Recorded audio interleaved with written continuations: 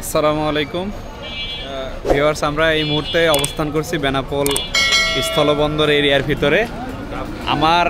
আমার শ্রদ্ধেয় কাকু, তিনি অনেক দিন যাবৎ জ্বরে অসুস্থ, তো অনেক খোঁজাখুঁজির পরে ডাব পেয়েছে। ডাব খাবে করে মাথা খারাপ করে ফেলছে। তো এই যে ডাবের সাইজ কয় টাকা করে সস্তা ডাব? 150 টাকা। এত অল্প দাম কেন ডাবের? হ্যাঁ, এখন এইরকমই দাম না?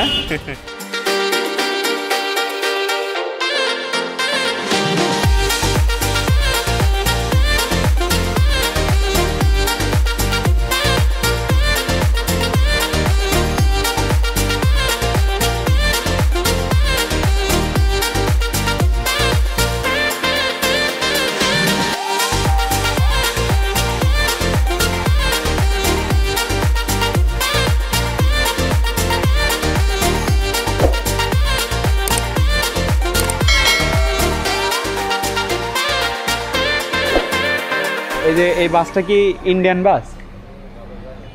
আচ্ছা আচ্ছা, এই বাসটা আসলে ইন্ডিয়া বাংলাদেশ যে মানুষ যাতায়াত করে সেই কাস্টমস গেট পর্যন্ত এই বাসটা আসলো। এখান থেকে এখন নামাই দেওয়ার পরে ইমিগ্রেশন হবে। আমার পিছনে এই যে দেখতে পাচ্ছেন পতাকা, এটা হচ্ছে বাংলাদেশ এবং ভারত সীমান্তের আপনার গেট আর কি, বেনাপোল এবং পেট্রোপোল বন্দরের যে মেন গেট। তো সেই গেট এখন ট্যুরিস্ট ভিসা বন্ধ থাকার কারণে জরুরি মেডিকেল ভিসা সার্ভিস চালু আছে। তো কিছু সংখ্যক লোক যাতায়াত এখনও আছে আর কি। ভারতের তো ট্যুরিস্ট ভিসা স্বাভাবিক এখন পর্যন্ত, আমাদের জন্য বাংলাদেশিদের জন্য ট্যুরিস্ট ভিসা বন্ধ। কিন্তু মেডিকেল যে ভিসা, জরুরি ভিসা, কিছু ভিসা আছে, ডাবল এন্ট্রি ভিসা, সেগুলো চালু আছে।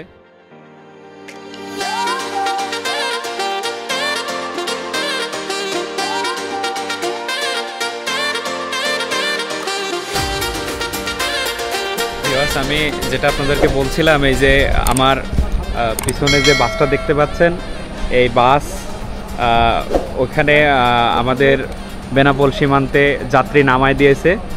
এইখান থেকে ইমিগ্রেশন কমপ্লিট শেষে এই যে ইমিগ্রেশন অফিস, ইমিগ্রেশন কমপ্লিট করে আবার এই বাসে করেই তারা ঢাকার উদ্দেশ্যে রওনা দেবে। এভাবেই বাস সরাসরি ঢাকা টু কলকাতা এবং কলকাতা টু ঢাকা যায় এবং বিভিন্ন গাড়ি বাংলাদেশে আমদানি হয়। আর এখান থেকে সবথেকে বড় যে বিষয় হচ্ছে যে এখানে পাশাপাশি এই কাঁচামাল এবং আপনার পার্টস, এগুলোর পাশাপাশি মানুষ যাতায়াত করে এই বেনাপোল বন্দর দিয়ে। আমরা আজ প্রথম আসছি এই বেনাপোল বন্দরে, এর আগে কখনোই আসে নাই।